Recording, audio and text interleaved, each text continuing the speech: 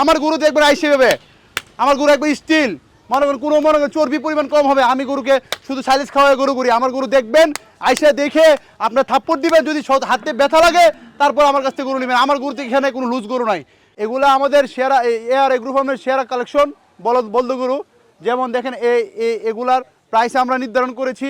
এটা হচ্ছে 5.5 লাখ, এটা 5.5 লাখ, এটা 5.5 লাখ, এটা 6 লাখ, এটা 6 লাখ, এটা 6 লাখ, এটাও 6 লাখ, এটাও 6 লাখ, এটাও 6 লাখ, হ্যাঁ, এটা 8.5 লাখ, এটা 8.5 লাখ, এটা 9 লাখ, এটা 9 লাখ।